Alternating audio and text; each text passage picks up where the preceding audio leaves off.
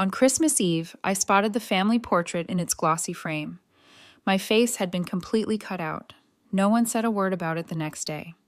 I handed my parents an envelope and quietly said, "Don't open it right now." Naturally, they opened it anyway. My mom burst into tears. My dad's face drained of color. I wish I could say I hadn't seen it coming, that it hit me like a shocking twist at the end of some emotional drama. But truthfully, it didn't feel unexpected. It felt strangely inevitable. I stepped into my parents' living room, snow clinging to my boots as I stomped them clean. I glanced up, and there it was. The photograph, glossy and oversized, expertly framed, placed with care and pride directly above the fireplace, like it was the centerpiece of our family story. Everyone was there. My mom in her signature red blazer, grinning like she hadn't spent years sighing at anything that didn't involve my sister. My dad, frozen in that stiff smile. He reserves for posed pictures and golf course selfies. And my sister, naturally at the forefront, in some beige turtleneck that probably cost more than my entire month's rent. She was doing her usual candid pose, laughing at some imagined joke, effortlessly likable, effortlessly composed, probably something witty about her trust fund. But I wasn't there, not even awkwardly tucked into a corner, not blurred in the distance, just entirely absent. It wasn't a sloppy crop. It was meticulous, deliberate, a clean erasure, as though I'd been edited out of their story with precision. No smears, no trace, just removed. I stared at it for maybe 4 seconds, 5 max. Just enough time for my stomach to twist itself up, not enough for anyone to catch on, or maybe they did notice and chose not to care. "Dinner's almost ready," Mom called out from the kitchen, her voice light, casual, like nothing was wrong, like we were a picture-perfect family. I could smell the rosemary and lemon from whatever dish she was roasting. Holiday scents, comforting, nostalgic, ones I used to love back when they still meant something warm. I hung my coat by the door, muttered a quick hello, and stepped into the kitchen. My sister, of course, was already there, swirling wine in her glass, like she was filming a holiday special on wine pairings. She leaned in for one of her signature air kisses, just close enough for the gesture to count, just distant enough to avoid contact. "You made it," she said, like I'd shown up late to her carefully planned event, as though this was her home. I didn't respond, just smiled. The kind of smile you give after you've screamed into your pillow 3 separate times that month and decided your voice wasn't worth spending anymore. Dinner played out like a rehearsed scene. Dad sliced the roast with exaggerated care, as though hoping for a role in a holiday commercial. Mom praised my sister's glowing skin, twice. No one asked how I'd been. No one inquired where I lived or what I was up to. The only question directed my way was whether I still had that little car, which, of course, is code for "we haven't the faintest idea what's happening in your life, and we're hoping you'll offer details so we can pretend we're interested." I didn't take the bait. Instead, I watched my sister open a small box from Mom and Dad, a neatly wrapped gift, a vintage gold watch. "Nothing extravagant," Mom insisted, which would have been funny if the folded receipt hadn't been tucked beneath the tissue paper, and yes, I saw the price. I'd have to work a week and a half to afford it, and that's assuming I skipped groceries. "Oh my God, you guys," my sister beamed. "This is just wow, thought you'd like it," Dad said, grinning like he'd just secured a merger. Meanwhile, I got a mug that said somebody's favorite daughter, which I'm sure was meant to be ironic. Or was it hard to say? I excused myself after dessert, said I was tired. Mom offered me the guest room, not my room, not your old room, just the guest room. Base sheets, dusty bookshelf, one lamp that flickered. If you breathed too close to it, I shut the door behind me, turned on the lamp, which flickered on cue, and sat on the edge of the bed. That's when I pulled out the envelope. It had been sitting in my bag the whole time. Thick ivory paper, embossed seal. I thought about giving it to them in the morning after the stockings, after the cinnamon rolls, after the performance. But standing in that living room, looking at that photo, seeing my entire existence airbrushed out like a glitch in the family algorithm. Yeah, I changed my mind. They didn't just forget me, they erased me. Carefully, strategically, like I'd been a bad brand. Partnership. I turned the envelope over in my hands. It felt heavy that night, I lay in bed and let the house settle around me. Same creaky floorboards, same ticking wall clock. Somewhere in the hall, my dad was snoring. My mom's voice drifted up once. Something about bringing the good plates tomorrow? My sister laughed in that practiced, breathy way of hers. The Golden Child soundtrack. I closed my eyes and thought about the years. The time I got into my dream college and they said, "We're so proud," before immediately asking if I could defer a year so they could help my sister with her portfolio. The time I missed rent and called home and Dad said, "Things are tight right now," while planning a cruise for her birthday. The time I brought home a boyfriend and they forgot his name at dinner. He never came back. I didn't blame him. I was tired of telling myself I was just sensitive, tired of pretending I misunderstood that night, lying in a bed that was supposed to feel familiar but didn't. I stopped making excuses tomorrow. I would give them the envelope. I wouldn't yell. I wouldn't cry. I wouldn't even raise my voice. I just smile, say, "Merry Christmas," and watch the truth do what years of silence never could. I woke up to the smell of coffee and cinnamon rolls and the faint sound of my sister's voice saying something about luggage weight limits and how stressful travel is. Honestly, the irony, of course, being that she wasn't the one paying for her travel or her luggage or the suitcase or the shoes inside the suitcase that cost more than my monthly rent. But yes, devastating stuff. Cue the sigh and pout. I stayed in the guest room a little longer than necessary, not because I was still tired, but because I wasn't in the mood to walk back into the sitcom set that was my family's idea of Christmas. I could already imagine the fake laughter, the overcooked optimism, and someone, probably my mom, saying something like, "Isn't it nice having everyone together?" as if everyone included me, as if I hadn't spent the last decade as the human equivalent of a blurry background character in every family memory. When I finally wandered into the kitchen, my mother was plating scrambled eggs like she was auditioning for a brunch spread in a lifestyle magazine. My dad sat at the table scrolling through his phone. My sister was barefoot, sipping almond milk from a wine glass. "Good morning," my mom said, not looking up. "Hope you slept okay in the guest room." "The mattress has a personality," I said, pouring myself some coffee. She laughed like I was joking. Wasn't we made it through breakfast the way we always did, performing? There was no catching up. No one asked about my job or how I was doing or whether I was still living in that small apartment with the creaky stairs, which for the record I wasn't. My sister talked about her upcoming trip Barcelona this time and how she was so lucky to have parents who supported her dreams. I didn't say anything, just nodded along like a seat filler at an award show. They still hadn't noticed the envelope sitting in my coat pocket that would come later. Instead, I let my thoughts drift backward to everything that LED up to this moment. When I graduated high school, I got a scholarship, not a full ride, but enough to make it possible if I picked up part-time work. I remember sitting at the kitchen table, paperwork spread out, asking if they could help with the rest. Just a little, my mom gave me this look like I'd asked to borrow her wedding ring to pawn. Dad said something about tough timing, and we're still catching up from the bathroom remodel, the same remodel that. Fun fact included heated floors and a bathtub with Bluetooth. 2 months later, my sister got a new car for her 18th birthday. White leather seats, custom stereo, a bow on top. She cried when they handed her the keys, told them they were the best parents in the world.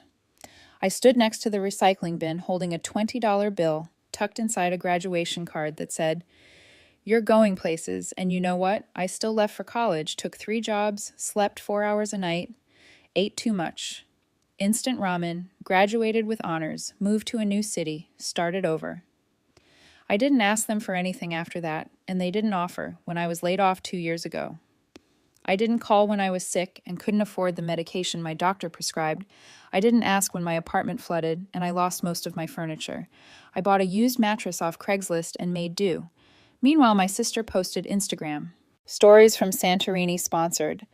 Obviously, I used to wonder if maybe it was me. Maybe I was just harder to love, more reserved, less shiny.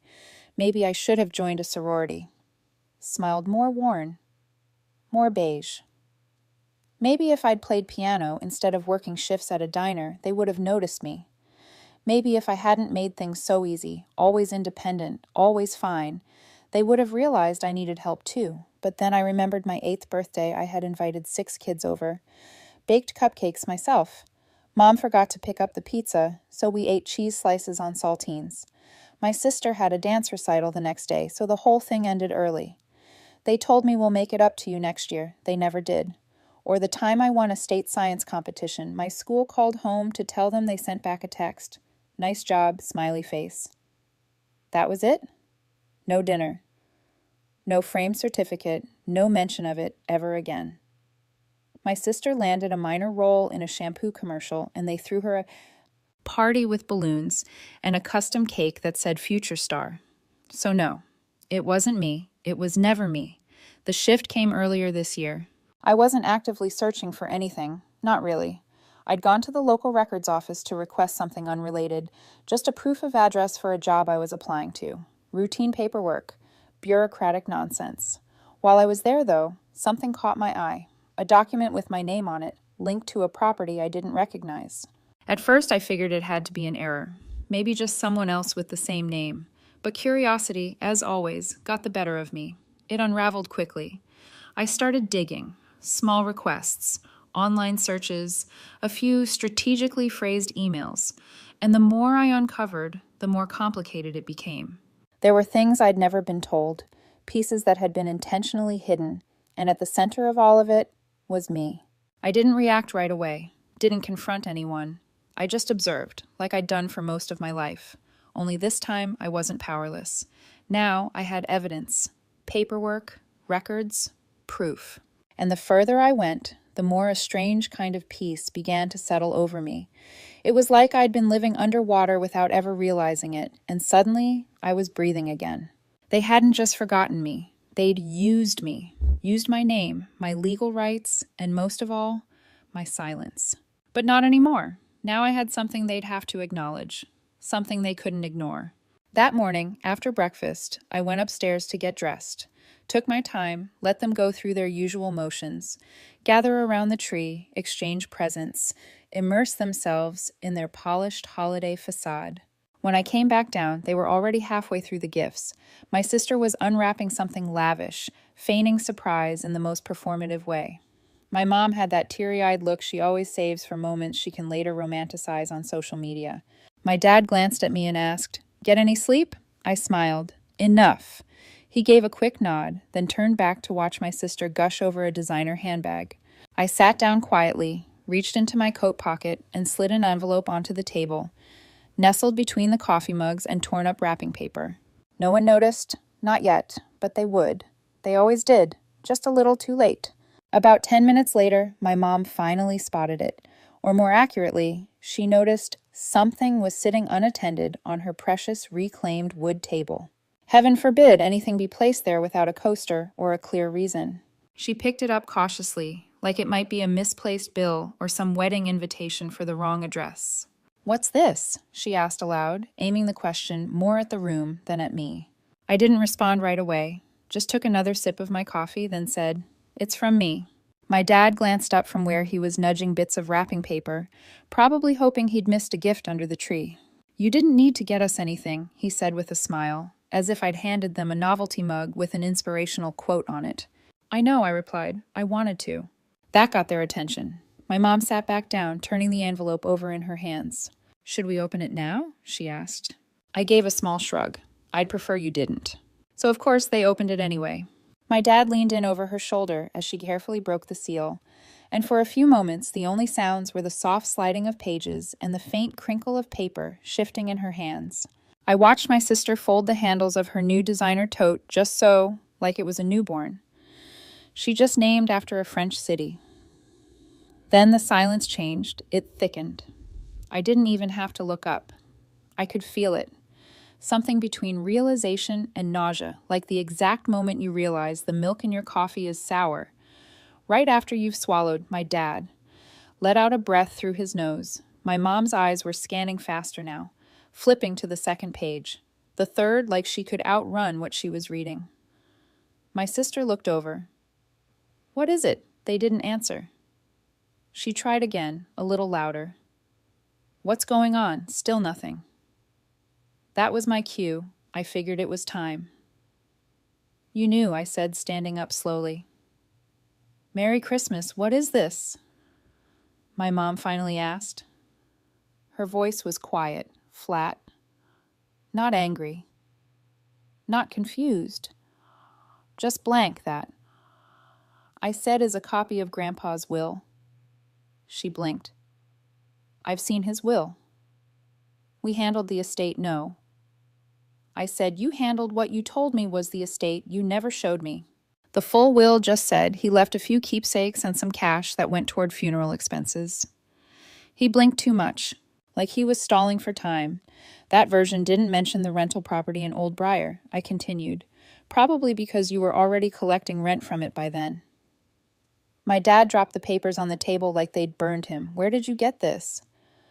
Oh, you know. I said public records, title searches, tax filings, archived, emails, a couple phone calls, a very patient lawyer. My sister finally stood up. Wait, what rental property? The one by the park? I turned to her. The one you used for that photo shoot last year? Yeah, that one. Her mouth opened, but nothing came out. My mom finally found her voice again. Sweetheart, this isn't what it looks like, I smiled. That's funny because it looks like you used my name, my inheritance, and my legal rights to fund your lifestyle while telling me there was nothing left for me. It wasn't like that, she said too quickly. It was complicated. It wasn't, I replied. The will is extremely clear. The house was left to me, sole beneficiary, full title. Transferred, which means all that rent you've been collecting, technically stolen, and the renovations unauthorized. My dad rubbed his temples, like this conversation was giving him a migraine. I hoped it was. I knew you wouldn't understand, he muttered. You're always so dramatic. That got a laugh out of me, right? I'm dramatic. You edited me out of a family portrait and committed inheritance fraud. But sure, let's blame my tone. My sister looked genuinely confused now, like someone had pulled the rug out from under her and she still hadn't hit the floor. But that house paid for my tuition, I know I said, and the car, and the Mexico trip, and probably a few handbags along the way. That's not fair, she snapped. You didn't need it. You were always the independent one. You never asked for help because I was told there was nothing to ask for. I said you made sure of that. My mom's voice shifted into soft, careful territory, the same tone she used when trying to return something at a boutique without a receipt. We didn't think you'd want the responsibility. You were busy. You were always so far away. I was far away, I said, because you made it very clear I wasn't welcome here. Dad pushed back his chair. You need to calm down, and you, I said, turning to him. Need a lawyer? He froze. I'm not suing, I added yet. But I've officially reclaimed ownership of the property. The tenants have been notified. Rent payments will now go to me. Your access to the house is revoked. My mom looked like she might cry, but that house was our income. We depended on that. I tilted my head, then. Maybe you shouldn't have stolen it. We're family, she whispered. No, I said. You're people I used to be related to. There's a difference. My sister crossed her arms. You think this makes you better than us? No, I said, just not beneath you anymore. The silence that followed wasn't peaceful. It was loaded. The kind of silence that makes your ears ring a little. No one moved. No one breathed. My dad stared at the envelope like it might explode. My mom's face had gone slack. My sister looked like she couldn't process that the spotlight wasn't on her. Awake. I picked up my coat. Wait, my mom said, standing.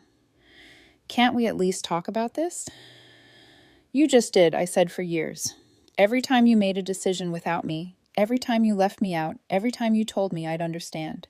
Someday Dad's jaw was tight. If you leave now, don't bother coming back. I paused at the door, turned to look at them, one last time. I think that's the first thing we've agreed on, and then I left. The air outside was sharp, cold, but clean. It hit my lungs like a reminder that I was still here, still standing, still real. I slid behind the wheel of my car, let the engine hum to life, and drove. I didn't cry. I didn't smile. I just breathed. Because sometimes the most powerful thing you can say is nothing at all, and sometimes the loudest scream is walking away. 3 weeks passed before the first message came through. It was from my mom. Short, polite, polished, like she'd rewritten it 5 times and still wasn't sure it would land. Hey, sweetheart, we've been talking, and we think there's been a misunderstanding. Can we chat sometime this week? Hope you're well. Love you. No punctuation at the end, just love you hanging there awkwardly like a coat on the wrong hook. I didn't respond 2 days later. Another one. Please don't let this one thing ruin everything. Your sister is very upset. Dad's trying to stay calm, but you know how he gets when he feels blindsided. Oh, yes, when he feels blindsided. Not when he commits fraud, not when he lies to his daughter for years. No, feels blindsided. Poor guy. So I said nothing.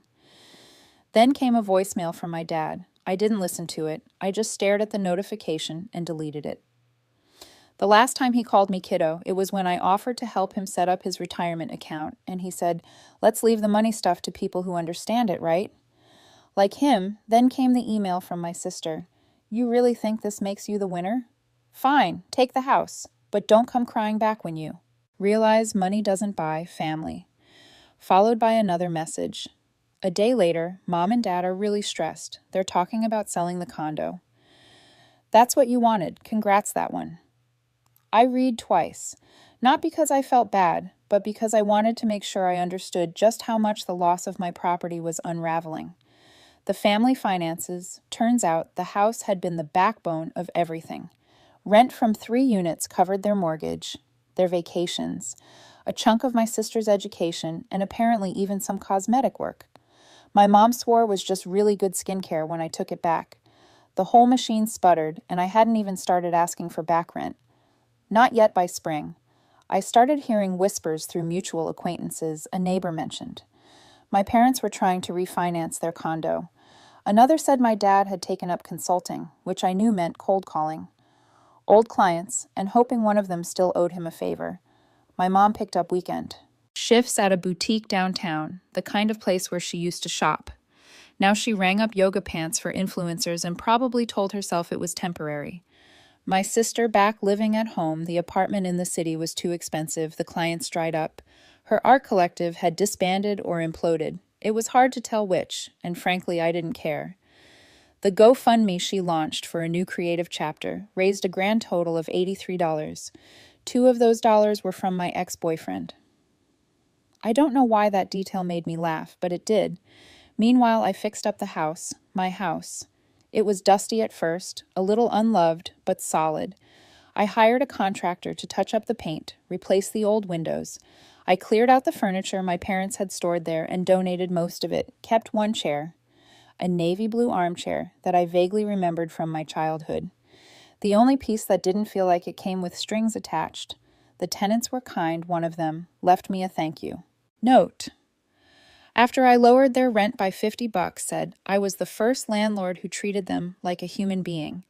That meant more to me than any of my parents' recycled apologies ever could. It's funny.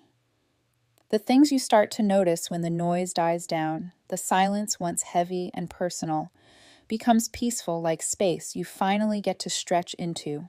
I stopped checking my phone every hour, stopped waiting for the next guilt-laced message. I began sleeping through the night. Then, one afternoon, I discovered a letter in my mailbox. Not a text, not an email, a real letter, addressed in my mom's handwriting. I held it in my hands for a while before opening it, not because I thought it might hold anything genuine, but because I wanted to mark the moment. The envelope carried the scent of her perfume. Inside were 2 neatly written pages filled with lines like, "We didn't know. It wasn't on purpose. We just wanted what was best for everyone." My favorite line read, "You've always been so strong. We didn't realize you ever needed us." That's what people say when your silence has benefited them and they're searching for a reason they never bothered to ask why you pulled away. She ended with, "We hope one day you'll come home. Maybe we can start again. Maybe we can be a family." No mention of paying anything back. No acknowledgement of the stolen money, the deceit, or the fact that I'd literally been cut out of the family portrait, like an ex no one wants to talk about. I slid the letter into a drawer, didn't respond, didn't toss it out either. That was the last time she reached out to me directly. 3 years later, I ran into my former neighbor at a bookstore. She asked if I was still managing the property. I smiled. Still am. She paused briefly, then said, "I heard your parents went through a tough time."